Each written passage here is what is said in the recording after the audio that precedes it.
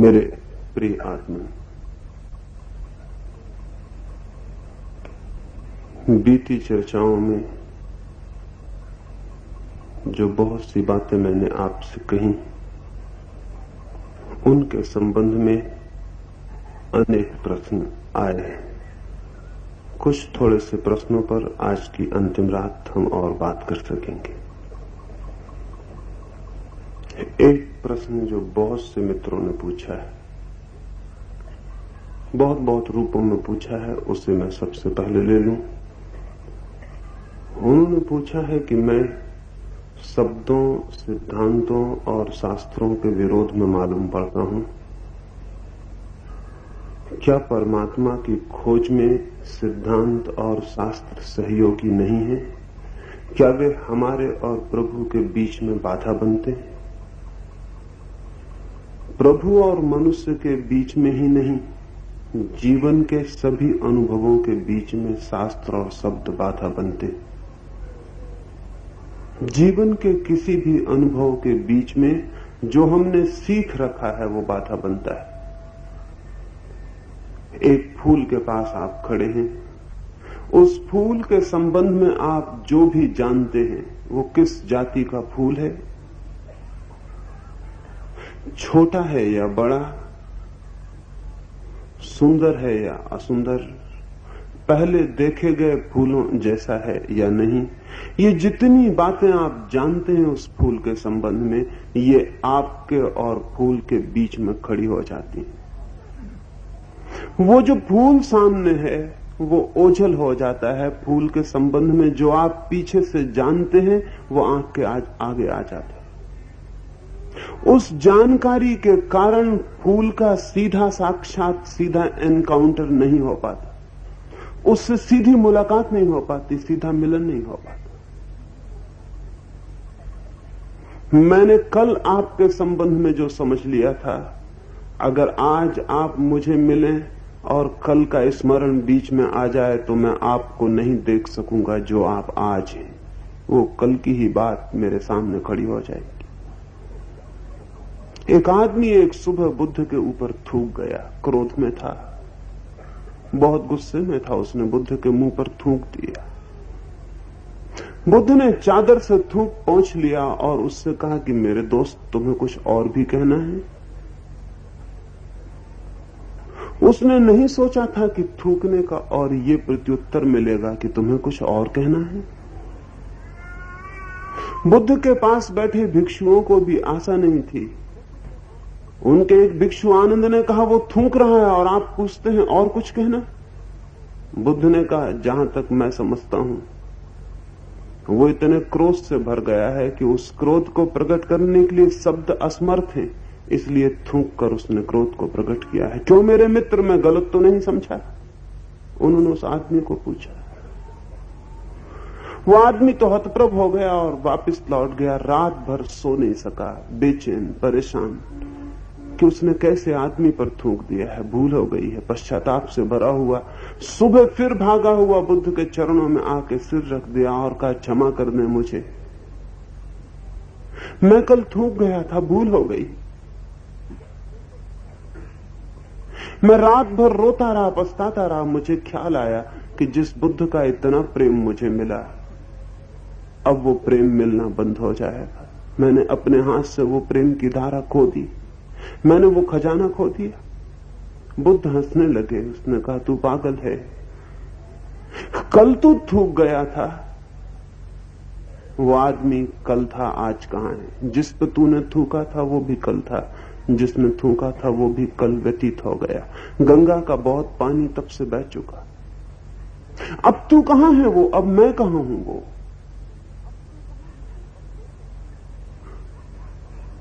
मैं अब वो कहां हूं जो कल था, अब तू कहां है वो जो कल था?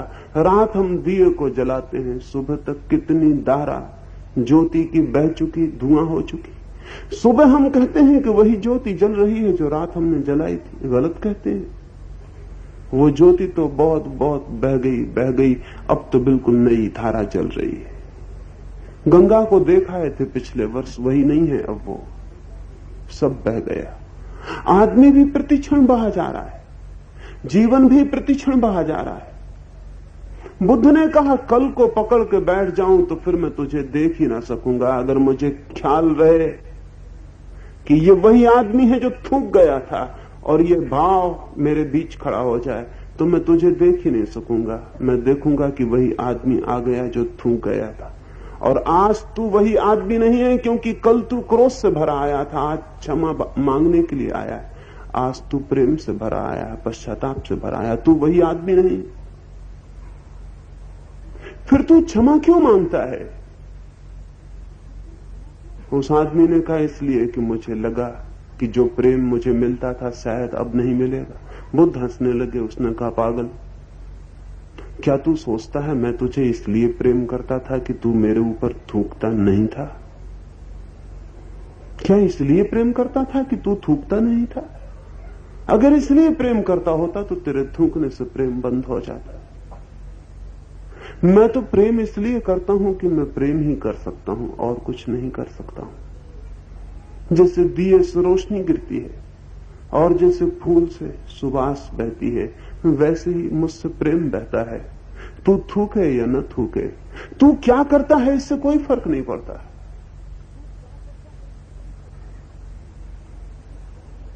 ये जो बुद्ध ने दो बातें कही,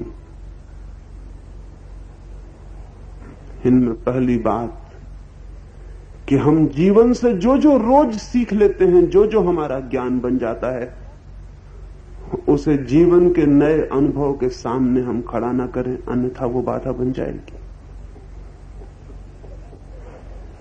एक बहुत बड़े भक्त के संबंध में मैंने सुना है, नाम उनका नहीं लूंगा क्योंकि नाम से बड़ी बेचैनी होती, लोगों के घाव छू जाते। कल एक दो नाम मैंने ले दिए, उससे बड़ी परेशानी हो गई।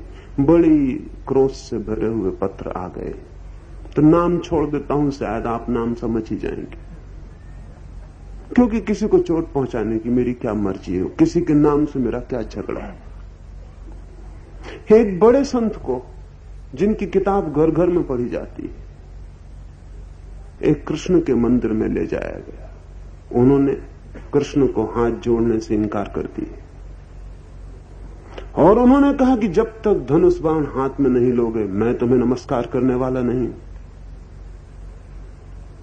वो राम के भक्त थे, वो कृष्ण को कैसे नमस्कार कर सकते? राम की तस्वीर बीच में हो तो ही भगवान भी स्वीकार हो सकता, अन्यथा भगवान भी अस्वीकृत हो जाएगा। राम, मेरे राम सामने हो तो ठीक, अन्यथा सब गड़बड़ है।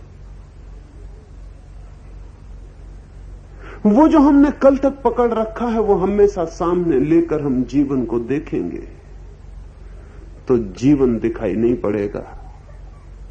हमारा आग्रह का चश्मा ही हमें दिखाई पड़ेगा, वही रंग दिखाई पड़ेंगे, वही शक्लें दिखाई पड़ेंगी। ये जीवन को देखने की बात ना हुई, ये जीवन का दर्शन ना हुआ, ये सत्य की आकांक्षा ना हुई, ये तो जीवन के ऊपर भी अपने को थोप देना हुआ, अपने को इंपोज कर देना हुआ, आरोपित कर देना हुआ। और हम सब ऐसे ही देखते हैं। ये देखना गलत है। जीवन के दर्शन के लिए खाली जाएं, बिना सिद्धांतों के, बिना शब्दों के, बिना शास्त्रों के। जीवन को सीधा आमने सामने आने दें और फिर देखें।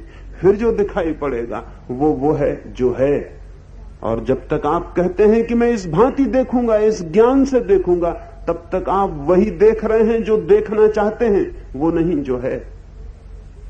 एक घटना से आपको समझाऊं।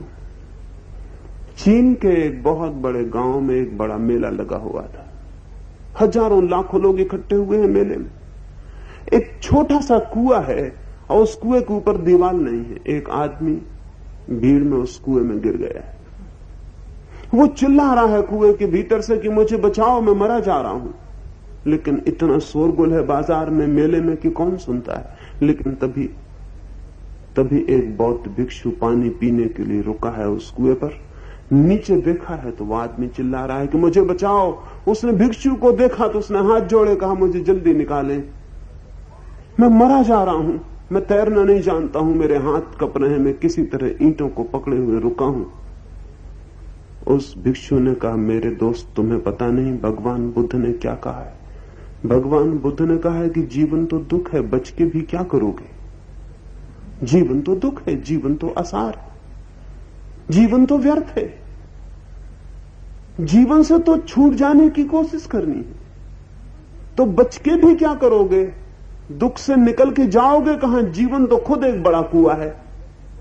इसलिए व्यर्थ की वासना छोड़ो, जीने की वासना छोड़ो।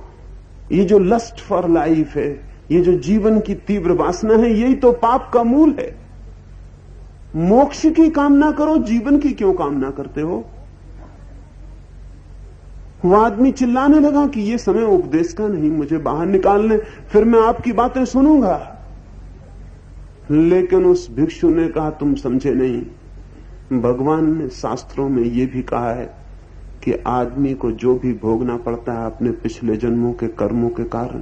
तुमने कभी किसी को कुएं में गिराया होगा इसलिए गिरे हो। स्वभावतः जो तुमने किया है वो भोग रहे हो, जो जैसा करता है वैसा भोगता है। नहीं लिखा है शास्त्र में? तो अब निकल के क्यों कोशिश कर रहे हो। अब भोगो, अब पूरे कर्म को भोग लो तो कर्म से मुक्त हो जाओगे। और मैं तुम्हें बीच में निकाल के क्यों झंझट में पड़ूं, क्योंकि भगवान ने यह भी कहा है कि तुम जो करते हो सब आगा पीछा सोच लेना, अन्यथा तुम भी कहीं पाप में भागीदार ना हो जाओ। मैं तुम्हें निकाल लूं और कल तुम चोरी कर लो तो मैं भी जिम्मेवार हुआ। मैं तुम्हें बचा लूं, परसों तुम किसी की हत्या कर दो तो मैं भी पापी हुआ। क्षमा करो, मैं मोक्ष की कोशिश में लगा हूं, मैं झंझट में, मैं कोई इन्वॉल्वमेंट में, मैं किसी उपद्रव में नहीं पड़ना चाहता। नमस्कार, भगवान तुम्हारी रक्षा करे। वो भिक्षु आगे बढ़ गया। वो आदमी तो हैरान रह गया, लेकिन उस भिक्षु ने जो भी कहा सब शास्त्रों में लिखा हुआ है। हंसे मत, क्योंकि आप भिक्षु पे नहीं हंस रहे हैं, शास्त्रों पे हंसना हो जाएगा। ये सब लिखा हुआ है, इसमें शब्द भी उसने नहीं कहा जो उसका अपना हो, शास्त्र उसे कंठस्थ है, वही उसने कहा है। वो भिक्षु गया है कि एक कन्फ्यूशियस को मानने वाला एक दूसरा फकीर, एक दूसरा मांग कुएं पर आ गया। उसने भी नीचे झांक कर देखा, वो आदमी चिल्लाया कि बचाओ, अब मेरी ज्यादा संभावना नहीं है बचने की, रुकने की, जल्दी मुझे नहीं निकाला गया तो मैं मर जाऊंगा। उस आदमी ने कहा कि देखो, यही तो कन्फ्यूशियस ने कहा है अपनी किताब में कि हर कुएं के ऊपर दीवार जरूर होनी चाहिए, पाठ होना चाहिए। जिस राज्य के कुएं की दीवारों नहीं होती, जिस राज्य के कुएं पर पाठ नहीं होते, वो राज्य अन्यायी है। तुम घबराओ मत, मैं आंदोलन चलाऊंगा और हर कुएं पर पाठ बंधवा दूंगा। मैं एक मूवमेंट पैदा करूंगा समाज सेवा का, और मैं जाके लोगों को कहूंगा कि हर कुएं पर पाठ होना चाहिए।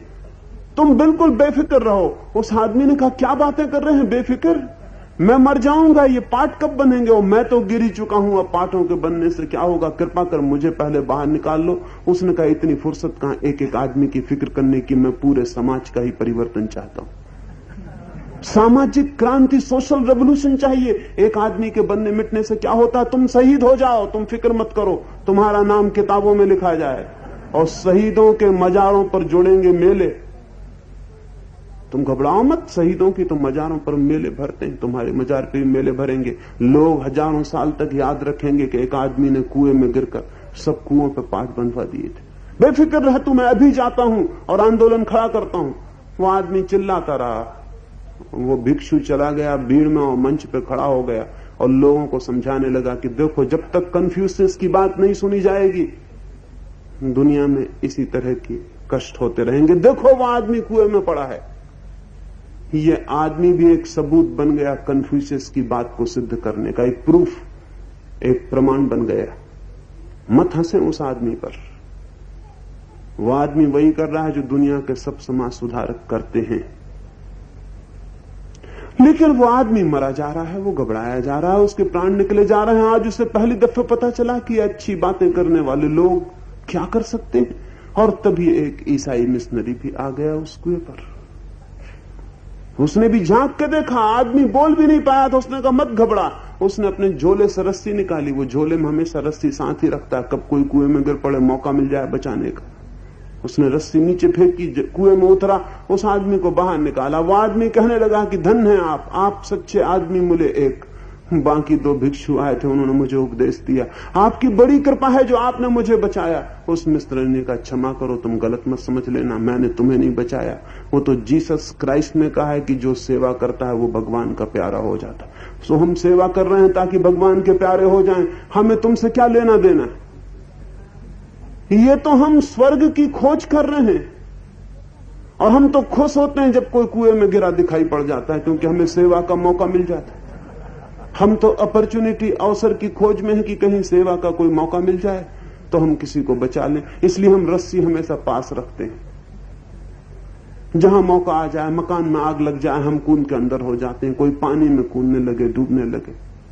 तुम बड़े अच्छे हो, तुमने हमारे स्वर्ग की एक सीढ़ी बना दी। अपने बच्चों को भी समझाना कि कुओं में गिरते रहे तो हम बचाते रहे। सर्विस, सेवा, सेवा का मौका भी तो मिलना चाहिए।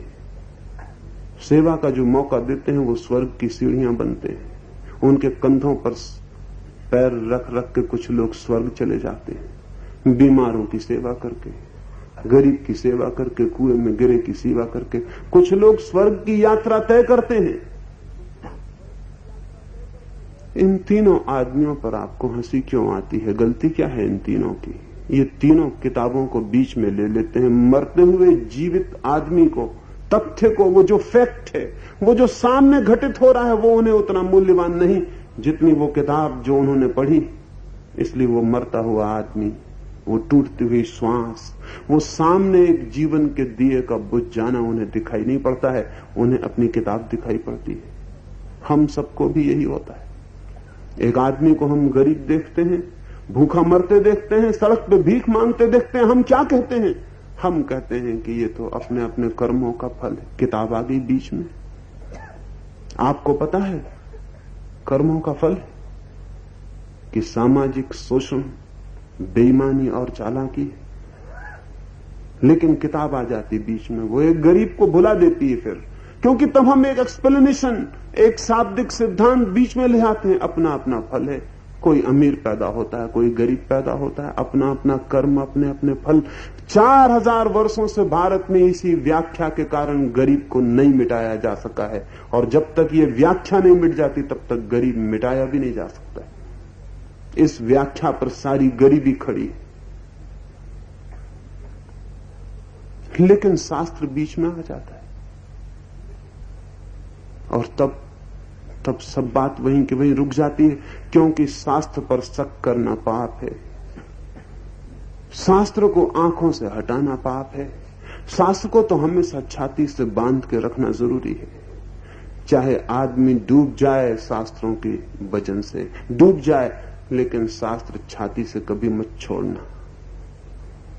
तो मैं कोई शास्त्रों का विरोधी नहीं हूं, मैं केवल इतना कह रहा हूं कि जीवन का साक्षात, जीवन का सीधा इमीडिएट साक्षात केवल उनको हो सकता है जो बीच से शब्दों, सिद्धांतों को हटा दें, सीधा देख सकें, आंखों पर शब्द और सिद्धांत न रह जाएं। लेकिन आदमी बिना शब्दों के किसी को देखता ही नहीं। एक स्त्री को देखता तो उसे ख्याल आ जाता है स्त्री नरक का द्वार है, फला फला संत कह गए। स्त्री नहीं दिखाई पड़ती, नरक का द्वार दिखाई पड़ता है, जो एक सिद्धांत, एक कोरा और थोथा सिद्धांत। लेकिन हम जीवन को देखते ही इस भांति हैं, जीवन पीछे और सिद्धांत पहले। ये दृष्टि आमूल गलत है। जीवन पहले, जीवन प्रथम। और जो जीवन को देखने में समर्थ हो जाता है उसके लिए सत्य का उद्घाटन हो जाता है, उसके लिए सिद्धांतों का कोई सवाल ही नहीं रह जाता। श्री अरविंद को कोई पूछता था, do you believe in God? क्या आप ईश्वर में विश्वास करते हैं? श्री अरविंद ने कहा कि no, I do not believe, I know. मैं विश्वास नहीं करता, मैं जानता हूं। जब कोई जीवन को देखता है तो वो ये नहीं कहता कि मैं ईश्वर में विश्वास करता हूं, वो कहता है मैं ईश्वर को जानता हूं। जब कोई जीवन को सीधा देखता है तो शास्त्रों की गवाही नहीं रह जाती, तब अपने अनुभव की गवाही खड़ी हो जाती, तब वो खुद साक्षी हो जाता है किसी सत्य का। लेकिन जीवन को देखने से ये गवाही मिलती, लेकिन हम तो जीवन को देखते ही नहीं। हमारा जीवन सब बासा और उधार देखने का ढंग हमने पकड़ रखा है। इसलिए मैं कहता हूं, पढ़ें शास्त्रों को, पढ़ें किताबों को, लेकिन किसी किताब को आंखों पर बोझ न बन जाने दें। हटा दें, पढ़ लें और भूल जाएं, जान लें और भूल जाएं। आंख हमेशा ताजी और नई हो, धूल न भर जाए उसमें, देखने में हमेशा समर्थ रहे। और ये मैं किन्हीं औरों की किताबों के बाबत ही नहीं कह रहा हूं, अपनी मेरी किताबों के बाबत भी यही सच है। एक मित्र ने यह भी पूछा कि आप कहते हैं सब किताबें छोड़ दें, लेकिन आपकी किताबें हैं। जब मैं कहता हूं सब किताबें छोड़ दें, तो उसमें मेरी किताब आ गई। मेरी किताब कोई अलग किताब नहीं है। सब किताब यानी सब किताब, सब शब्द यानी मेरे शब्द भी, और सब सिद्धांत यानी मेरे सिद्धांत भी। आपकी आंख सबसे मुक्त होनी चाहिए, ताकि आपकी आंख सीधे साक्षात को उपलब्ध हो सके। कुछ और मित्रों ने अनेक रूपों में एक दूसरा प्रश्न भी बहुत तरह से पूछा है, वो भी आपसे बात कर लेनी जरूरी। उन्होंने पूछा है कि जीवन में संयम, नियम, ब्रह्मचर्य, इनका कोई स्थान है कि नहीं, क्योंकि आप तो इनकी कोई बात ही नहीं कहते। इनका कोई भी स्थान नहीं है, इसलिए इनकी बात नहीं कह रहा हूं। लेकिन इससे बड़ी घबराहट होगी, क्योंकि संयम, नियम अगर इनका स्थान नहीं, तो फिर क्या करेंगे हम? एक अंधा आदमी एक लकड़ी के सहारे चलता है। वो एक चिकित्सक के पास गया है, उसकी आंखें ठीक करने को है। वो अंधा आदमी पूछता है कि मेरी आंख ठीक हो जाएगी, फिर मैं ये लकड़ी का मेरे जीवन में कोई स्थान है कि नहीं?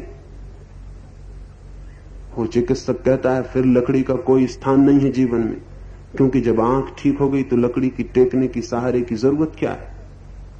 आंख नहीं है इसलिए लकड़ी का स्थान है, और आंख है तो लकड़ी का हाथ में कोई स्थान नहीं। लेकिन अंधा बड़ा डरता है, वो कहता है लकड़ी के बिना मैं चल कैसे पाऊंगा, क्योंकि लकड़ी ना होगी तो बड़ी अराजकता हो जाएगी, मैं कहीं भी टकरा जाऊंगा। उसके ख्याल में नहीं आता कि लकड़ी केवल आंख की कमजोर परिपूरक है, सब्स्टिट्यूट है, और जिस दिन आंख है उस दिन लकड़ी की कोई जरूरत नहीं। संयम और नियम अंधी चेतना की लकड़ियां हैं। जिस दिन चेतना के पास शांत अपनी आंख होती है, उस दिन संयम नियम की कोई गुंजाइश, कोई जगह नहीं रह जाती। चूंकि आदमी के पास चेतना नहीं है, होश नहीं है, जागृति नहीं है, ध्यान नहीं है, इसलिए हम उसे संयम और नियम में बांध बांध के रखते हैं। हालांकि संयम और नियम में बंधने से उसकी आंख पैदा नहीं हो जाती, सिर्फ जिंदगी का काम चलाओ, काम चल जाता है। सारा संयम और नियम है क्या?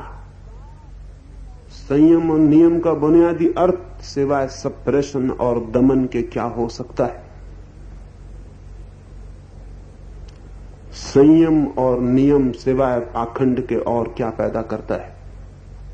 सिवाय डिसेप्शन के, आत्मवंचना के और क्या फलित होता है?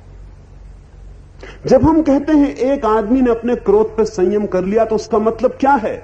उसका मतलब यह है कि उसने अपने क्रोध को दबा लिया अपने भीतर। वो क्रोध को पी गया, वो क्रोध के ऊपर बैठ गया, उसने क्रोध को नीचे कर लिया, वो उसकी छाती पे सवार हो गया। लेकिन आपको पता है क्रोध की छाती पे सवार होने का क्या मतलब है? वो आदमी 24 घंटे भीतर क्रोध में जीने लगा। बाहर क्रोध की अभिव्यक्ति बंद हो गई, बाहर निकास बंद हो गया, बाहर क्रोध नहीं बहने देता, तो भीतर क्रोध सरकने लगा उसकी चेतना में। इसलिए जिनको आप सज्जन कहते हैं, अच्छे आदमी कहते हैं, संयमी आदमी कहते हैं, कभी आपने ख्याल किया कि उनका जीवन 24 घंटे क्रोध से भरा हुआ होता है?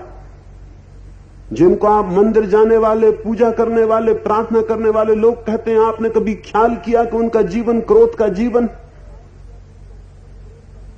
क्रोध को दबा लेने का मतलब यह नहीं कि आप क्रोध से मुक्त हो गए। क्रोध को दबा लेने का मतलब यह है कि जो जहर बाहर फेंक सकता था वो आपके ही खून में फैलना शुरू हो गया।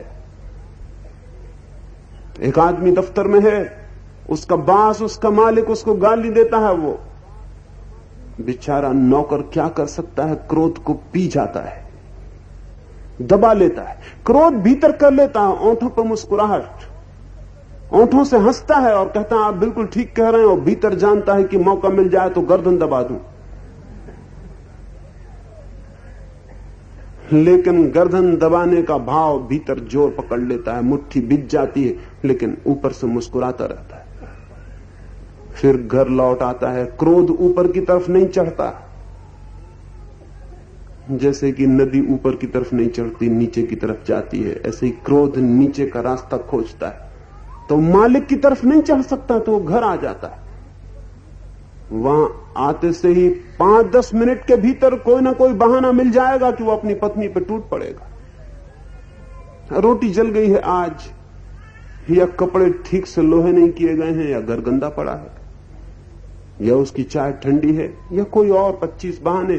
कल भी चाय ऐसी थी, कल भी रोटी ऐसी थी, लेकिन कल क्रोध नहीं था। आज भीतर क्रोध तैयार है, मौजूद है, खोज कर रहा है निकल जाए। कोई कमजोर मिल जाए तो निकल जाए, तो पत्नी पर टूट पड़ता है। पत्नी हैरान हो जाती है कि ऐसी तो कोई खास बात ना हुई थी, कुछ समझ में नहीं पड़ता कि क्या हो गया। दबाया गया क्रोध दूसरे रास्ते खोजता है। वो पत्नी पे चिल्लाता है, गालियां बक सकता है, मार सकता है, क्योंकि पुरुषों ने ही सारी किताबें लिखी हैं और उन्होंने अपने हिसाब से किताबें लिखी हैं। स्त्रियों को मारने से कोई पाप नहीं लगता। चीन में तो यह हालत रही 3000 वर्षों तक कि अपनी स्त्री की हत्या कर देने से भी अदालत में मुकदमा नहीं चल सकता था, क्योंकि अपनी स्त्री धन तो हम भी कहते रहे।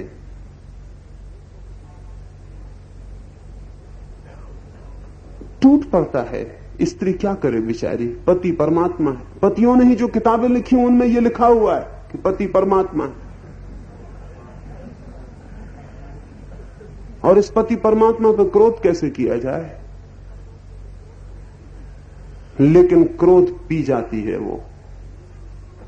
उसका छोटा सा बच्चा स्कूल से निकलेगा तब तक प्रतीक्षा करनी पड़ेगी, और आते ही बहाना मिल जाएगा कि किताब फट गई, बस्ता टूट गया, कपड़े गंदे हो गए, गंदे लड़कों के साथ खेल रहे थे, और बच्चे की पिटाई शुरू हो जाएगी। उसको ख्याल भी नहीं होगा कि दबाया हुआ क्रोध दूसरा रास्ता खोज रहा है। बच्चा पिट लेगा, बच्चा क्या कर सकता है। बच्चे को प्रतीक्षा करनी पड़ती है, जब मां बाप बूढ़े हो जाते हैं तब बदला निकाल पाता है। लंबी प्रतीक्षा है। फिर मां बाप को समझ में नहीं आता कि ये वही प्रतीक्षा किया हुआ दबा हुआ निकल रहा है। लेकिन तत्काल भी बच्चे को कुछ उपाय करना पड़ता है, क्योंकि पिया क्रोध कष्ट देने लगता है, घूमने लगता है, भीतर चक्कर खाने लगता है। कुछ ना कुछ रास्ता निकालना पड़ता है। जाके अपनी गुड़िया की टांग तोड़ देता है, किताब फाड़ डालता है, क्या कर सकता है। और क्रोध को दबाए जाने की जो शिक्षा है, जिसको हम संयम और नियम कहते हैं, इसी तरह सेक्स को दबाए जाने की शिक्षा है, जिसको हम ब्रह्मचर्य कहते हैं। और जो आदमी काम वासना को दबा लेगा, उससे ज्यादा अब ब्रह्मचर्य में दुनिया में कोई भी नहीं जीता। 24 घंटे उसके मन में सिवाय सेक्स और सेक्सुअलिटी के और कामुकता के कुछ भी नहीं घूमता है। 24 घंटे श्वास श्वास में, जिसको आप ब्रह्मचारी कहते हैं, उसके चित्त में सिवाय वासना के और कुछ भी नहीं घूमता। मैं मुल्क के कोने में सैकड़ों हजारों साधुओं से मिला हूं। जब वो साधु मुझे सबके सामने कुछ पूछते हैं, तब वो आत्मा परमात्मा की बात पूछते हैं। जब अकेले में पूछते हैं तो सिवाय सेक्स के और किसी चीज की बात नहीं पूछते। वो प्राणों को खाए जा रहा है जो दबाया गया है। मन के कुछ सूत्र हैं, कुछ नियम हैं, मन का कोई विज्ञान है। मन के नियम, मन के सूत्रों में, मन के विज्ञान में पहली बात यह है कि मन को आप जिस बात का निषेध करेंगे, मन उसी तरफ आकर्षित हो जाएगा। निषेध निमंत्रण है, इंकार बुलावा है। यहां जूनागढ़ के किसी मकान के ऊपर लिख दें कि यहां झांकना मना है, फिर आप जानते हैं जूनागढ़ में ऐसा एक आदमी, संयमी आदमी होगा जो वहां बिना झांके निकल जाए। और अगर कोई डर के मारे निकल गया कि इलेक्शन में अभी खड़ा होना, कहीं लोग न देख लें कि ये ऐसे मकान में झांक रहा है जहां लिखा है यहां झांकना मना है, या कोई इसलिए निकल जाए कि वो गेरुए वस्त्र पहने हुए कोई देख लेगा तो क्या करेगा। कोई अगर निकल गया उस दरवाजे से बिना झांके तो उसकी मुसीबत का आपको पता नहीं है, वो आगे चला जाएगा, लेकिन मन पीछे ही पीछे भागेगा। वो घर पहुंच जाएगा लेकिन उदास उदास, एब्सेंट एब्सेंट, अनुपस्थित अनुपस्थित। मन उसका वहां है, उस दरवाजे के पास जहां लिखा है कि यहां झांकना मना है। और अगर वो कमजोर हुआ, हिम्मतवर हुआ, तब तो किसी न किसी तरह चोरी चपाटी से जाके झांक ही लेगा, कोई रास्ता खोज लेगा। और अगर बिल्कुल कमजोर हुआ और हिम्मत नहीं जुटा पाया तो फिर उसकी जिंदगी बर्बाद होगी। रात भर सपने एक ही बात के देखेगा कि उसी दरवाजे के सामने खड़ा है और पर्दे को उठा के देख रहा है कि भीतर क्या है। उसके सारे सपनों में वही मकान दिखाई पड़ेगा जो वो बिना देखा छोड़ा है। जब हम मन को निषेध करते हैं तो मन वहीं वहीं घूमने लगता है। जिन मुल्कों ने सेक्स की निंदा की है, और उन अभागे मुल्कों में से हमारा मुल्क अग्रणी है, जिन मुल्कों ने काम की निंदा की है, सेक्स की निंदा की है, यौन की निंदा की है, वे मुल्क उतने ही सेक्सुअल हो गए हैं। इस बात को बताने के लिए किसी से पूछने जाना पड़ेगा कि अपने चारों तरफ आंख डाल लेनी काफी। बचपन से लेकर बुढ़ापे तक एक ही चीज के इर्द गिर्द हमारा मन घूमता रहता है। और उसका कारण यह नहीं है कि कोई सेक्स ऐसी चीज है कि 24 घंटे घूमे। उसका कारण कुल इतना है कि हमने ऑब्सेशन बना लिया है। हमने सेक्स पर जो संयम करने की कोशिश की है, जबरदस्ती जो की है, रोकने की जो कोशिश की है, उससे चित्त में घाव बन गया है और वहीं वहीं वहीं वहीं हमारा चित्त घूमता रहता है। एक फकीर था नसरुद्दीन। एक सांझ अपने घर से निकलता था कि एक मित्र घर के सामने हाजिर हो गया। मित्र परदेश से आ रहा है, दूर से आ रहा है, उसी से मिलने आ रहा। नसरुद्दीन ने कहा कि तुम ठहरो, मैं जरा 3 जगह मिलने जा रहा हूं, बहुत जरूरी है मेरा मिलना वहां, और समय दे चुका हूं, और तुम तो बिना खबर किए आ गए हो, तो तुम रुको, मैं अभी आता हूं। उस मित्र ने कहा कि अच्छा होगा कि मैं भी तुम्हारे साथ चला चलूं, रास्ते में कुछ बात हो लेगी, फिर जल्दी मुझे लौट जाना है। लेकिन एक काम करो, मेरे कपड़े गंदे हो गए हैं, धूल से भर गए हैं रास्ते की, तुम्हारे पास अच्छे कपड़े हो तो मुझे दे दो। नसरुद्दीन ने कहा कि ठीक है ठीक है। मन तो उसका नहीं हुआ, क्योंकि फकीर दिखाई भर पड़ते हैं तो उनके पास कपड़े कम हैं, लेकिन फकीर का मन जितना कपड़ों से जुड़ा रहता है उतना उन लोगों का नहीं जिनके पास कपड़े बहुत हैं। कम करने की कोशिश भी कपड़ों से ही जोड़ देती है, ज्यादा करने की कोशिश भी कपड़ों से ही जोड़ देती है। 24 घंटे एक जोड़ी थी बहुत अच्छी उसके पास, जो संभाल कर रखी थी। कभी सभा मीटिंग में जाता था तो पहन के जाता था, वही थी तैयार। मजबूरी में बहुत मन हुआ कि रहने दें, कह दें कि नहीं है, लेकिन हां भर दी थी। फिर किसी तरह निकाल के कई बार रखा, निकाला, फिर निकाल के बाहर आया, फिर कहा कि ये पहन ले। बहुत शानदार कोट था, पगड़ी थी, उस मित्र ने पहन ली। फिर वो दोनों गए।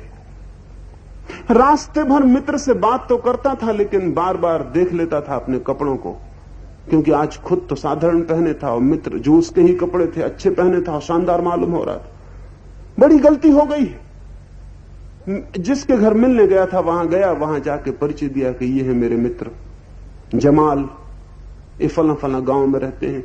और रह गई कपड़ों की बात, सो कपड़े मेरे। वो जमाल तो बहुत हैरान हो गया कि ये क्या मामला है, कपड़े की बात कहने की क्या जरूरत थी।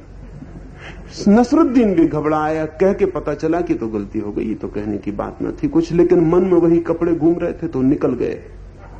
जो मन में घूमता है वो रास्ता खोज लेता है, जो मन में घूमता है वो रास्ता खोज लेता है। बाहर निकल के क्षमा मांगने लगा मित्र से कि माफ करना माफ करना। मित्र ने कहा माफ करने की बात, तुम पागल हो गए, ये कोई कहने की बात थी कि कपड़े किसके हैं। नसरुद्दीन ने कहा कि नहीं, गलती हो गई, क्षमा करें। फिर दूसरे घर में मिलने गए, वहां जाके फिर उसने परिचय दिया और कहा है ये मेरे मित्र जमाल फला फला गांव से आए। रहे कपड़ों की बात, सो कपड़े इनके ही हैं, कौन कहता है कि मेरे। वो मित्र तो हैरान हो गया कि ये हो क्या गया इसको, ये कपड़ों का। अब उसके मन में ये ख्याल पकड़ा रहा कि बड़ी गलती हो गई, बड़ी गलती हो गई, ये कपड़ों की बात उठाई तो गलती हो गई, अब किस तरह क्षमा मांगू, क्या करूं। तो उसने कहा उल्टा कर गुजरो। फिर निकल गई थी बात, तो उसने कहा कि कौन कहता है कि मेरे कपड़े इन्हीं के हैं। और घर वालों को तो कुछ पता ही नहीं था। वो कुछ हैरानी हुए कि मामला क्या है। फिर बाहर निकले तो उस मित्र ने कहा, मैं जाता हूं, तुम्हारे साथ जाना खतरनाक मालूम पड़ता है। नहीं, उसने कहा बिल्कुल क्षमा कर दो, अब मैं इनकी बात ही नहीं उठाऊंगा, इनका ख्याल ही छोड़ दूंगा। लेकिन जिस चीज का कोई ख्याल छोड़ना चाहता है वही चीज पीछा पकड़ लेती। देख लें, किसी भी चीज का ख्याल छोड़कर फिर फंस गए आप उसी चक्कर में। फिर वे तीसरे मित्र के घर गए और जाके, अब तो जमाल निश्चित हो गया कि कह चुका 2 दफा भूलोगे, हर बार भूल नहीं होती। फिर उसने परिचय दिया कि ये रहे मेरे मित्र जमाल, फला फला गांव में रहते हैं। रह गई कपड़ों की बात, तो करना फिजूल है, करनी ही नहीं चाहिए। कौन करता? कोई नहीं करता। कपड़ों की बात करनी ही नहीं चाहिए। मैं कपड़ों की बात करना ही नहीं चाहता हूं। किसी के भी हो, इससे क्या लेना देना? अरे कपड़े कपड़े हैं। फिर मुझे पता नहीं, वो चौथे घर में शायद गई ही नहीं। उसके मित्र ने कहा, क्षमा कर दो, काफी हो गया। ये हो क्या गया है तुम्हें? आप भी अपने से पूछ लेना, जो बात बार बार मन में घूमती हो, कहीं आपने भी कोई ऐसी गलती तो नहीं कर ली।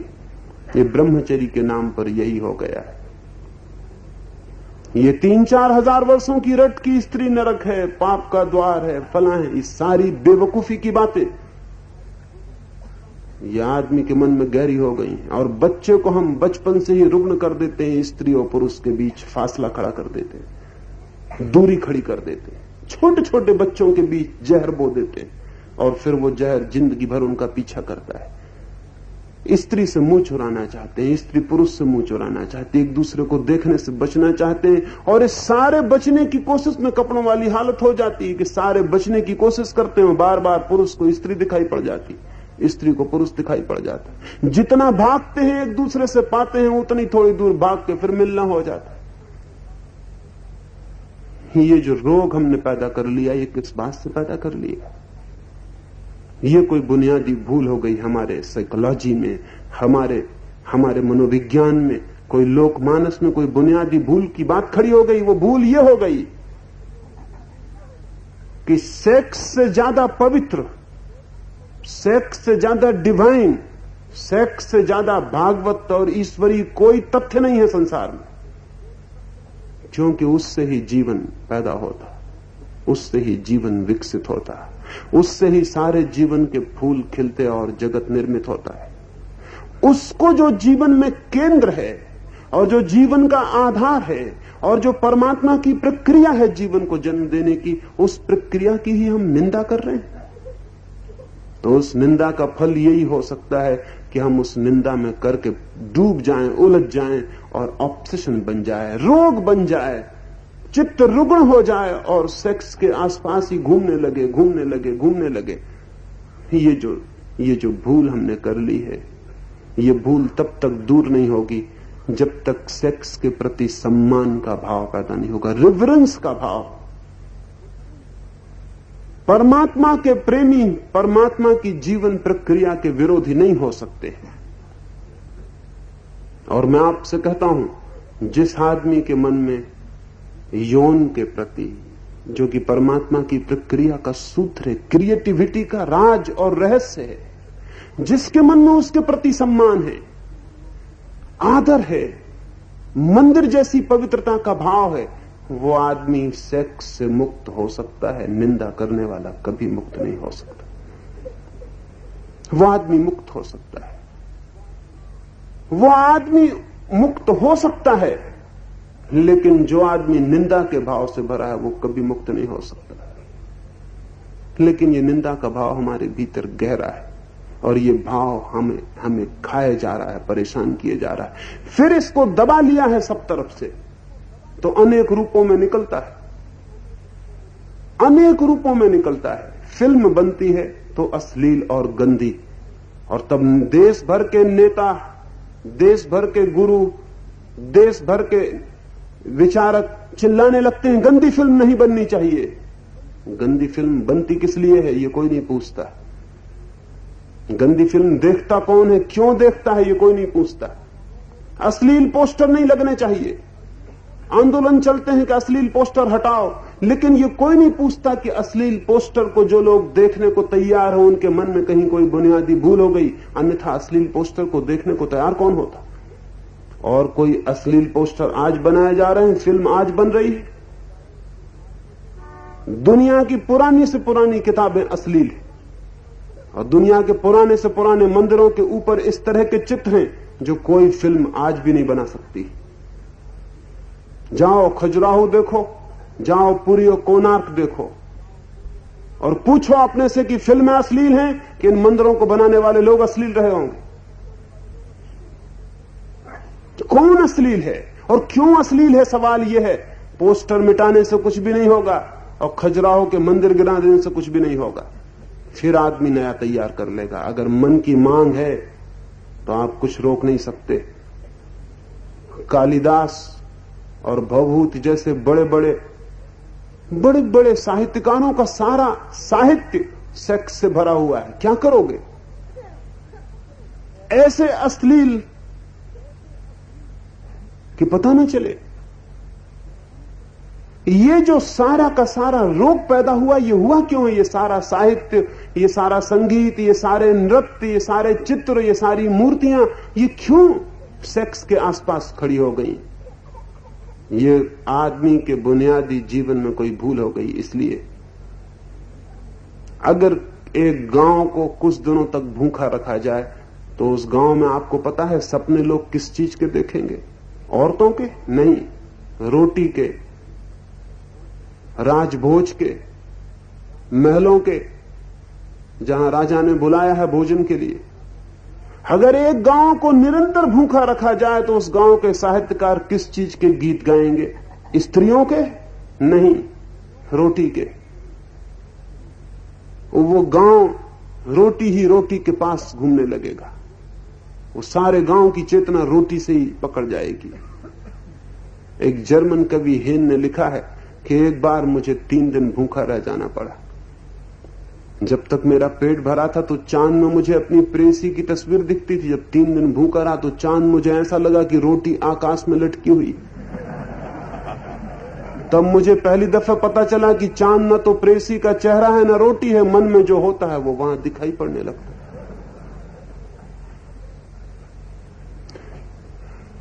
मनुष्य के चित्त के संबंध में सेक्स के बाबत सबसे बड़ी भूल हो गई है और ये भूल अच्छे लोग ऋषि मुनि करवाते रहे। इसका जुम्मा और पाप किन्हीं के ऊपर है तो उनके ऊपर है। अब तक आदमी को सेक्स के संबंध में स्वस्थ विज्ञान युक्त दृष्टि नहीं मिल सकी है। अब तक हम घबराए हुए और भागे हुए हैं और हम भागे हुए रहेंगे।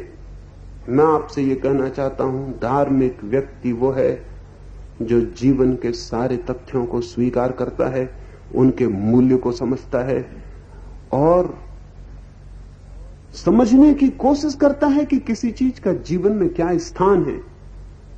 सेक्स जीवन में केंद्रीय तथ्य है। आपकी निंदा से, केंद्र से नहीं हट जाएगा। सिर्फ इतना होगा कि आप रुग्ण हो जाएंगे। सेक्स जीवन में केंद्रीय तत्व है।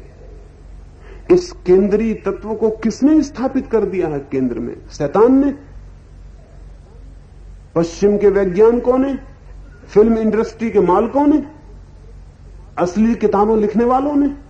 किसने स्थापित कर दिया बीच में? वो है परमात्मा की ये सारी प्रकृति। फूल भी पैदा होते हैं, पक्षी भी पैदा होते हैं, पौधे भी पैदा होते हैं। सारे पैदा होने की प्रक्रिया यौन प्रक्रिया है। जीवन उसी धारा से बहता, उसी गंगोत्री से बहता है।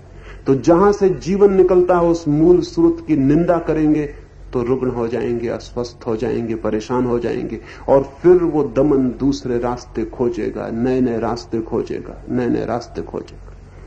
मैं आपसे क्या कहना चाहता हूं? मैं आपसे यह कहना चाहता हूं, पहली तो बात यह कि सेक्स के प्रति अत्यंत सम्मान समादर का भाव चाहिए, निंदा और शत्रुता का नहीं। सेक्स को उसी भांति लेना चाहिए जैसे परमात्मा को, उतनी ही पवित्रता से, क्योंकि सृष्टा कहते हैं हम परमात्मा को, सेक्स सृष्टि है, उतने ही सम्मान और आदर से। और जब आपकी पत्नी जिसे आप प्रेम करते हैं वो जब आपके लिए इतनी सम्मान की पात्र हो जाएगी, नरक का द्वार नहीं, क्योंकि नरक का द्वार कहने वाले लोग अधार्मिक लोग रहे होंगे, जब वो इतने सम्मान का भाव ले लेगी तो आप पाएंगे कि सेक्स खिलवाड़ नहीं रह गया, क्योंकि जिस बात को हम जितनी सम्मान और श्रद्धा से देखते हैं वो बात उतनी ही गुरु गंभीर हो जाती। वो खेल नहीं रह गया, वो भोग नहीं रह गया, वो पवित्रतम घटना है, वो प्रभु की प्रक्रिया में प्रविष्ट होना है। तो उसकी तैयारी चाहिए, उसके लिए पवित्र और शांत और मौन हृदय चाहिए। संभोग की घटना उतनी ही मूल्यवान है जितनी ध्यान और समाधि की घटना, जितनी प्रार्थना की घटना। जो व्यक्ति संभोग की प्रक्रिया में इतनी शांति और पवित्रता से जाता है जैसे मंदिर में, वो आदमी जान पाता है कि सेक्स क्या है। और जो सेक्स को जान पाता है वो जिस दिन चाहे उसी दिन उससे मुक्त हो सकता है, एक क्षण भी रुकने की कोई जरूरत नहीं।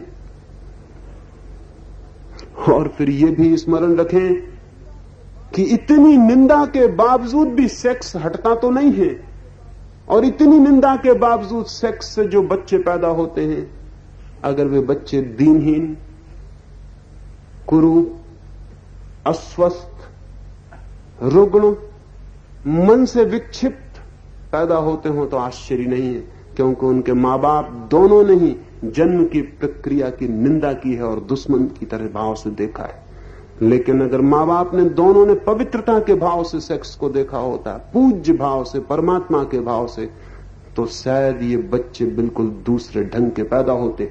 ये जो सारी मनुष्यता रुग्ण होती जा रही है, बीमार और अस्वस्थ और परेशान और बेचैन और विक्षिप्त होती जा रही है, उसका और कोई कारण नहीं है। सेक्स के प्रति अपमान का भाव उसका बुनियादी कारण। एक नया मनुष्य पैदा हो सकता है जिस दिन हम यौन के प्रति, काम के प्रति पवित्रता की दृष्टि और प्रार्थना के भाव को अपना लेंगे। एक प्रेयरफुल मूड चाहिए। और जो व्यक्ति उतने पवित्रता से देखता है, उस पवित्रता में ही निंदा में दमन पैदा होता है, पवित्रता में मुक्ति पैदा होती है। और उतनी पवित्रता से देखने पर एक ट्रांसफॉर्मेशन, एक मन के भीतर एक बुनियादी रूपांतरण होता है। वो रूपांतरण यह है कि सेक्स की सारी ऊर्जा प्रेम में परिवर्तित हो जाती है। सेक्स की सारी ऊर्जा प्रेम में परिवर्तित हो जाती है। जैसे किसी घर के पास किसी आदमी ने कचरे का, खाद का ढेर लगा रखा हो और गंदगी फैल रही हो, सारे घर में दुर्गंध भर गई हो, पास पड़ोस के लोगों का निकलना मुश्किल हो गया हो, राहगीर घबरा जाते हो, और वही आदमी उस खाद को अपनी बगिया में डाल दे और बीज बो दे फूलों के, तो थोड़े ही दिनों में बगिया हरियाली से भर जाएगी, फूलों से भर जाएगी नाचते हुए, और राह पर सुगंध बिखर जाएगी। ये सुगंध भी उस खाद की दुर्गंध का रूपांतरण है। लेकिन खाद को घर में रख लें तो दुर्गंध फैल जाती है, और खाद फूल बन जाए तो सुगंध बन जाती है। वही खाद सुगंध की तरह छितरा जाती है चारों तरफ। जो भी निकलता है धन्यवाद देता जाता है, इतनी सुगंध। ब्रह्मचर्य सेक्स का विरोध नहीं, रूपांतरण है, वो ट्रांसफॉर्मेशन है। सेक्स ही जब पवित्रतम भाव ले लेता है, सम्मान और प्रार्थनापूर्ण हो जाता है, ध्यान युक्त हो जाता है, मेडिटेटिव हो जाता है, तब एक क्रांति होती है भीतर। और वो क्रांति ये होती है कि सेक्स प्रेम में बदल जाता है। ये जो दुनिया में इतने बड़े बड़े प्रेमी हुए हैं, बुद्ध या क्राइस्ट जैसे लोग, इनका क्या हुआ है? इनके भीतर जो सेक्स था वही रूपांतरित हुआ है। जितना ज्यादा सेक्स की शक्ति है मनुष्य के भीतर, उतने ही उसके जीवन में प्रेम के रूपांतरण की संभावना है। सेक्स तो संपदा है, उससे लड़के उसको नष्ट मत कर लेना, उसे प्रेम से और आहिस्ता से बदलने की कीमिया है। खोजना है उसकी केमिस्ट्री कि वो कैसे बदल जाए। और मैं कहता हूं उस कीमिया के दो सूत्र हैं। पहला सूत्र सम्मान का भाव, और दूसरा सूत्र है प्रेम का निरंतर विकास। जितना प्रेम बढ़ेगा उतनी सेक्स की शक्ति प्रेम के मार्गों से प्रवाहित होने लगेगी, और धीरे धीरे आप पाएंगे सारा प्रेम, सारा सेक्स, सारी सेक्स की शक्ति प्रेम के पुल बन गई। और जीवन प्रेम के फूलों से भर गया है। सिर्फ प्रेम को उपलब्ध व्यक्ति ब्रह्मचर्य को उपलब्ध होता है। जितना बड़ा प्रेम उतना बड़ा ब्रह्मचर्य। लेकिन जिनको हम ब्रह्मचारी कहते हैं वो तो प्रेम से ऐसे भागते हैं जैसे कि कोई जंगली जानवर से या भूत प्रेत से भागता हो। एक छोटी सी घटना, फिर मैं अपनी बात पूरी करूं। रामानुज एक गांव में ठहरे थे। एक आदमी उनके पास आया और उसने कहा कि मैं परमात्मा को पाना चाहता हूं, मैं क्या साधना करूं। रामानुज ने उसे नीचे से ऊपर तक देखा, शायद वो पहचान गए, और उन्होंने कहा कि इसके पहले कि मैं तुझे कुछ बताऊं, मैं पूछता हूं, तूने कभी किसी को प्रेम किया है? वो आदमी बोला, आप भी कहां की बातें पूछते हैं, कहां की फिजूल बातें छोड़िए, मैं ईश्वर को पाना चाहता हूं, प्रेम प्रेम से क्या लेना देना, मैंने कभी किसी को प्रेम नहीं किया। उसने समझा होगा कि अगर मैं कहूं मैंने प्रेम किया तो ये तो एक डिस्क्वालिफिकेशन, एक अयोग्यता होगी धर्म की दुनिया में। वहां प्रेम प्रेम करने वालों की कहां सुविधा है? वहां तो रूखे सूखे लोग चाहिए, पत्थर की तरह, जिनके जीवन में कभी प्रेम का अंकुर न खिला हो, वही लोग वहां जा सकते। उस आदमी ने कहा कि नहीं नहीं, प्रेम वगैरह से मेरा कोई संबंध नाता नहीं रहा, आप तो मुझे प्रभु का रास्ता बताइए। रामानुज ने कहा, मैं फिर पूछता हूं एक बार, कभी भी किसी को भी प्रेम किया हो? उस आदमी ने कहा, नहीं, सच मानिए मैंने कभी किसी को प्रेम, मुझे प्रभु का रास्ता बताइए। रामानुज ने कहा, मैं तीसरी बार पूछता हूं तुझसे, न किया हो प्रेम कभी किसी के प्रति, सिर्फ अनुभव किया हो भाव में? उसने कहा कि नहीं, मैं तो ईश्वर को खोजना चाहता हूं। रामानुज उदास हो गए और उन्होंने कहा, फिर तू कहीं और जा। अगर तूने किसी को भी प्रेम किया होता तो उसी प्रेम को और बड़ा बनाया जा सकता था कि वो प्रार्थना बन जाए, वो प्रभु की यात्रा बन जाए। लेकिन तू कहता है प्रेम तूने किया ही नहीं, तो तेरे पास बीज ही नहीं है, वृक्ष कैसे बन सकता है? मुझे क्षमा कर, तू कहीं और जा। तूने किसी को भी प्रेम किया होता तो उस प्रेम को और बड़ा किया जा सकता था, और विराट किया जा सकता था, अनंत किया जा सकता था। लेकिन तू कहता प्रेम है ही नहीं मेरे भीतर, तो फिर मैं असमर्थ हूं, फिर कुछ भी नहीं किया जा सकता। एक व्यक्ति को भी जो प्रेम करता है, एक क्षुद्रतम व्यक्ति को भी जो प्रेम करता है, उसने भी परमात्मा की तरफ पहला कदम उठा लिया। हां, यहीं रुक जाए तो पहले कदम से कोई यात्रा पूरी नहीं होती। प्रेम किया है एक को, वो एक पर किया गया प्रेम धीरे धीरे अनेक पर फैलता चला जाए, अनंत पर फैलता चला जाए। प्रेम जितना विराट होता चला जाएगा उतना ही भीतर सेक्स और काम रूपांतरित होगा, और धीरे धीरे आप पाएंगे जिस दिन प्रेम की सुगंध चारों तरफ आपके बरसने लगी, उस दिन आपके भीतर कोई वासना नहीं रह गई। ब्रह्मचर्य ऐसा आंखें फोड़ने से नहीं उपलब्ध होता, और ब्रह्मचर्य ऐसा जंगलों में भाग जाने से उपलब्ध नहीं होता, और ब्रह्मचर्य स्त्रियों की तरफ पीठ कर लेने से या स्त्रियों पुरुषों की तरफ पीठ कर लेने से उपलब्ध नहीं होता, और ब्रह्मचर्य राम राम के जप से उपलब्ध नहीं होता। अपने को भुलाने की कोशिश मत करिए। आदमी को ठंड लगती, नदी में नहाता है तो जो जो से कहने लगता है हरे राम हरे राम, वो ठंड को भुलाने की कोशिश कर रहा है। किसी आदमी को गली में अंधेरे में डर लगता है तो वो कहता है जय हनुमान जय हनुमान, वो डर को भुलाने की कोशिश कर रहा है। ये जितने लोग सेक्स को भुलाने के लिए राम राम राम राम जप रहे हैं, ये सिर्फ भुलाने की कोशिश कर रहे हैं, ये कहीं भी नहीं पहुंच सकते, ये कहीं भी नहीं पहुंच सकते। पहुंचने का कोई इनके लिए उपाय नहीं। एक अंतिम बात जो और बहुत मित्रों ने पूछी है वो मैं कह दूं, फिर हम ध्यान के लिए बैठे। वो ये राम राम के जप से मुझे ख्याल आ गया। अनेक मित्रों ने पूछा है कि क्या जप का कोई भी स्थान नहीं है, कि हम ओम को जपते हैं, हम गायत्री को जपते हैं, कोई राम राम, कोई नमोकार, कोई कुछ, इनका क्या कोई उपयोग नहीं है? आप तो इनके जप की कोई बात नहीं कहते। इनका उपयोग तो कोई भी नहीं है, लेकिन इनसे पैदा होने वाली बाधा बहुत बड़ी है। किसी भी शब्द की पुनरुक्ति, किसी भी शब्द को बार बार रिपीट करना, दोहराना, मनुष्य के मन में जड़ता पैदा करता है, ज्ञान नहीं। स्टुपिडिटी पैदा करता है, बुद्धिहीनता पैदा करता है, मंद बुद्धि पैदा करता है, मन की चेतन शक्ति को छीन करता है, शिथिल करता है। यह हम सबको अनुभव है लेकिन ख्याल नहीं। अगर यहां बैठ के मैं एक ही शब्द को घंटे भर तक दोहराता रहूं तो आपके भीतर क्या होगा? दो बातें होंगी। कुछ लोग तो बहुत ऊब जाएंगे, उठ के चले जाएंगे। कुछ लोग ऊब जाएंगे लेकिन शिष्टतावत उठेंगे नहीं तो सो जाएंगे। बस दो ही बातें हो सकती, तीसरी कोई बात नहीं हो सकती। एक मां को अपने बच्चे को सुलाना होता तो उसके पास बैठ जाती, कहती राजा बेटा सो जा, राजा बेटा सो जा, राजा बेटा सो जा। ये गायत्री का प्रयोग कर रही। राजा बेटा घबरा जाता है थोड़ी देर में कि क्या बकवास लगा रखी, राजा बेटा सो जा, राजा बेटा सो जा, राजा बेटा। अब राजा बेटा उठ के कहीं जा भी नहीं सकता, छोटा सा बच्चा है, कहां भागेगा? एक ही रास्ता है उसका भागने का कि वो नींद में भाग जाए, सो जाए कि बकवास बंद हो, इससे छुटकारा हो। मां समझती है कि हमारी लौरी की बहुत मधुरता की वजह से राजा बेटा सो गए। राजा बेटा बोर्डम की वजह से, ऊब की वजह से सो गए। राजा बेटा तो अलग, राजा बेटा के बाप के साथ भी यही किया जाए, वो भी सो जाएंगे।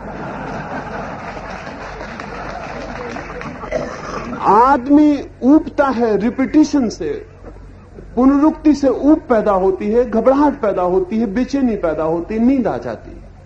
एक आदमी बैठा हुआ राम राम राम राम राम राम राम राम कर रहा है, सिर्फ नींद खोज रहा है, ऑटो हिप्नोसिस खोज रहा है, सम्मोहन खोज रहा है, खुद को सुलाने की तरकीब खोज रहा है। थोड़ी देर के लिए तंद्रा पैदा हो जाएगी अगर ऐसा 2-4-6 महीने जपते रहें तो, लेकिन तंद्रा ध्यान नहीं है और तंद्रा परमात्मा तक जाने का मार्ग नहीं है। इसीलिए जिन मुल्कों में इस तरह की रटंत की प्रक्रिया रही, उन मुल्कों की बुद्धि छीन हो गई। भारत में कोई विज्ञान पैदा नहीं हो सका ये राम राम के जप जैसी प्रक्रियाओं की वजह से। भारत की सारी प्रतिभा नष्ट हो गई, क्योंकि पुनरुक्ति से प्रतिभा नष्ट होती है। दोहराएं और प्रतिभा नष्ट होगी। प्रतिभा चाहती है नया, प्रतिभा चाहती है नवीन, और दोहराने से, पुराने पुराने पुराने को दोहराने से घबराहट रूप पैदा होती है और नींद पैदा होती है। कोई जप कहीं नहीं ले जा सकता, मौन ले जाता है, और जब मौन नहीं, शून्य भाव, मौन भाव, साइलेंस, चुप हो जाना प्रभु तक ले जाता है। ये जप वगैरह सब बकवास है।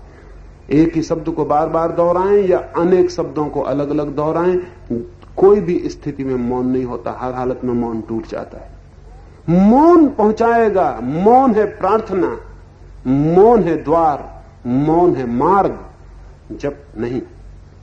और अब तो सारी दुनिया इस तथ्य को अनुभव कर रही है। नया मनोविज्ञान नई नई खोजें कर रहा है, और उन खोजों में सबसे महत्वपूर्ण खोजों में से एक यह है कि पुनरुक्ति मनुष्य की चेतना को क्षीण करती है, डल करती है, शिथिल करती है, विकसित नहीं करती। इसलिए धार्मिक लोग जगत में कोई प्रतिभा का लक्षण नहीं प्रकट कर पाते। होना तो यह चाहिए कि धार्मिक मनुष्य के भीतर ऐसी प्रतिभा का जन्म हो कि सारा जगत आलोकित हो, लेकिन यह नहीं हो पाता। ये नहीं हो पाने का कारण है, किसी नाम का मैं विरोध नहीं कर रहा हूं, मुझे राम से कोई विरोध नहीं है। आप ये मत समझ लेना कि मैं राम राम जपने का कह रहा हूं तो राम का विरोधी हूं, नहीं। कोई भी शब्द, राम हो, अल्लाह हो, ओंकार हो, ओम हो, कुछ भी हो, और शब्द कोई भी काम कर सकता है। अगर बैठ के आप कुर्सी कुर्सी कुर्सी कुर्सी कहें तो भी वही फल होगा जो राम राम कहने से होता है। उसका जो फल है चेतना पर, वो शब्द की पुनरुक्ति का परिणाम है। इसलिए कोई भी शब्द की पुनरुक्ति कर लें, अल्लाह अल्लाह करें, राम राम करें, कुछ भी करें, कुछ भी, और उससे वही फल हो जाएगा। ये फल कोई चेतना का ध्यान नहीं है, ये फल कोई प्रार्थना नहीं है, ये फल कोई मुक्ति का मार्ग नहीं है। ध्यान या प्रार्थना का अर्थ मेरे लिए मौन है, साइलेंस है। तो घड़ी आधा घड़ी को 24 घंटे में बिल्कुल मौन होकर रह जाएं और चुपचाप जीवन के साथ एकता का अनुभव करें, वही प्रभु स्मरण है। ये नाम जप वगैरह प्रभु स्मरण नहीं। फिर प्रभु का कोई नाम है जो आप उसका नाम जप करेंगे? नाम तो आदमियों के भी झूठे। आप पैदा हुए तब आपको नाम दिया गया, आए आप बिना नाम के, अनाम। फिर माँ बाप काम चलाने के लिए नाम दे देते हैं कि इनका नाम राम है, इनका नाम विष्णु है, इनका नाम कृष्ण है। ये नाम सब काम चलाऊ हैं, झूठे हैं, ऊपर से चिपकाए गए हैं। कोई आदमी का कोई नाम नहीं। ये सामने वृक्ष खड़ा है, इसका कोई नाम? वृक्ष का कोई नाम नहीं। सब नाम आदमियों के दिए हुए। अगर पृथ्वी पर आदमी समाप्त हो जाए तो किसी चीज का कोई नाम रह जाएगा? किसी चीज का कोई नाम नहीं रह जाएगा।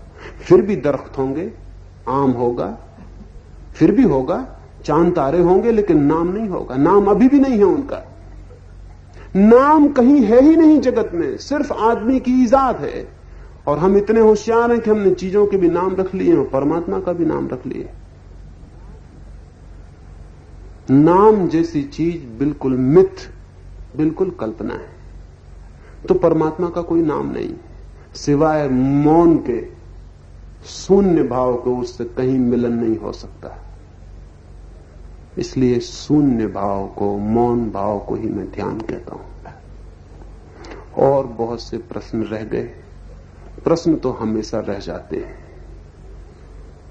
मेरी इच्छा भी नहीं कि मैं सारे प्रश्नों का उत्तर दूं। मेरी इच्छा तो इतनी है कि आप सोचने विचारने में समर्थ हो जाएं। मैंने इतने जो प्रश्नों के उत्तर दिए, उसका यह मतलब नहीं कि मैं जो उत्तर दे रहा हूं वही उत्तर है। यह मतलब नहीं है। ये मैं अपने उत्तर दे रहा हूं, ये आपके भी उत्तर बने, ये जरूरी नहीं है। आप इन पे विश्वास करें, ये बिल्कुल आवश्यक नहीं है। आप इन पे सोचें, विचार करें, तो आपके सोचने और विचारने से आपके भीतर वो विवेक पैदा होगा जो आपके जीवन पथ पर दिया बन जाएगा और आपको ले जाएगा। मेरे उत्तर का कोई सवाल नहीं है, कोई मूल्य नहीं। आपका प्रश्न मूल्यवान है, और जिस दिन आपके भीतर अपना उत्तर आएगा उस दिन वो उत्तर भी मूल्यवान होगा। लेकिन वो उत्तर आएगा कैसे? जब तक आप दूसरों के उत्तर पकड़ते रहेंगे तब तक आपका अपना उत्तर नहीं आ सकता है। जिस दिन आप सब उत्तर छोड़ देंगे और अपने उत्तर की तलाश में शांत और शून्य होकर खोज करेंगे, उस दिन वो उत्तर आएगा जो आपके जीवन का समाधान बन जाता है। तो मेरी बातों पर विश्वास कर लेने की कोई आवश्यकता नहीं। इसलिए मेरी बातों से क्रुद्ध होने की भी कोई आवश्यकता नहीं। मेरी बातों पर सिर्फ आप सोच सकें, विचार कर सकें, चिंतन कर सकें। वे फिजूल मालूम पड़े, फेंक दें उन्हें फिर। और अगर उनमें से कोई चीज आपको अपने विचार से ठीक मालूम पड़ी तो फिर वो मेरी नहीं रह गई, वो आपकी अपनी हो गई। जो आपके विचार से आपको ठीक मालूम पड़ी वो आपकी अपनी हो जाती। और वही सत्य मूल का है जो आपका अपना है। जो उधार और दूसरे का है वो व्यर्थ है। अपने सत्य की इस खोज में प्रभु आपको ले जाए, ये अंतिम कामना करता हूं। इसके बाद हम ध्यान के लिए बैठेंगे। इन 3 दिनों में मेरी इतनी बातें सुनी, इतने प्रेम से, इतनी शांति से, उससे बहुत बहुत अनुग्रहित हूं। और अंत में सबके भीतर बैठे परमात्मा को प्रणाम करता हूं। मेरे प्रणाम स्वीकार करें। अब हम 10 मिनट के लिए ध्यान के लिए बैठेंगे, तो थोड़े फासले पर हो जाएंगे। अगर बहुत आपको कोई छू रहा हो पास में तो थोड़े बाहर निकल आएंगे। और बातचीत बिल्कुल नहीं करेंगे, आवाज जरा भी नहीं करेंगे।